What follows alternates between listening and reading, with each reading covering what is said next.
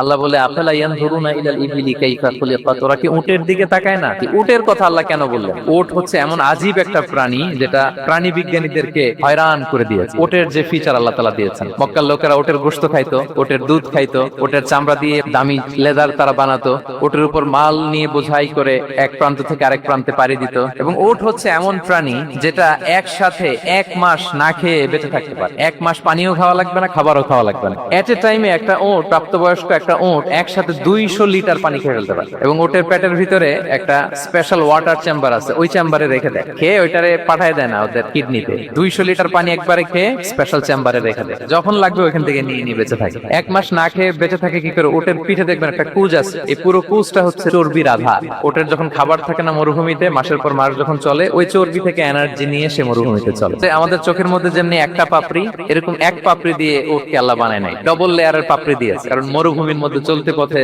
লু হাওয়া থাকবে, মরুভূমির সাইমন, বালুর ঝড়, এই ঝড় মোকাবেলার জন্য, লু হাওয়া মোকাবেলার জন্য ডবল লেয়ারের চোখের পর্দা। একটা পর্দা ফেলে রাখে আর একটা খুলে সে হাঁটতে থাকে, তার কিছুই হয় না। সুবহানাল্লাহ। এবং মরুভূমির মধ্যে যে ক্যাকটাস আছে, গুলমলতা, বড় বড় কাঁটা জাতীয় গাছ, যেই কাঁটা পৃথিবীর কোনো প্রাণী খেতে পারবে না, কিন্তু একটা উট অনায়াসে খেয়ে ফেলতে পারে। উটের জিহ্বাকে এবং পাকস্থলীকে আল্লাহ এমন স্পেশালি মেড করেছেন, যত কাঁটা দিবেন খেয়ে সাবার, ওর কিছুই হয় না। আরে উটকে নিয়ে গবেষণা করলে তো উটের মালিককে খুঁজে পায় তারা।